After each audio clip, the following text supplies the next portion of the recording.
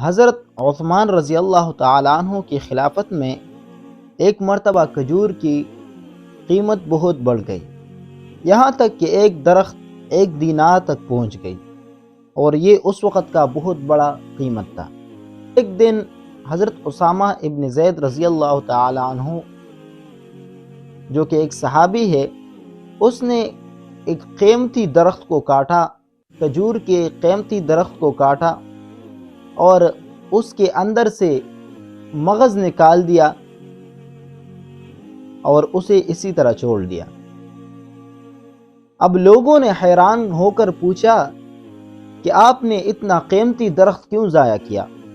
یہ تو آج کل بہت مہنگی ہے، اس کی قیمت تو بہت مہنگا ہے، اور یہ اتنا قیمتی درخت آپ نے اس طرح ضائع کیا۔ اس نے بتایا کہ مجھے میری والدہ نے اس کی حکم دیا تھا، مجھے میری والدہ نے اس کی فرمائش کی تھی، اور میں اس کی فرمائش کو پورا کرنے کے لیے سب کچھ کر سکتا ہوں، میں اس کے لیے سب کچھ کروں گا۔ تو یہ اپنے والدین کی اور اپنے والدہ کی خدمت تھی، جو کہ صحابہ کرام نے کسی طرح کی کسر نہیں چھوڑی۔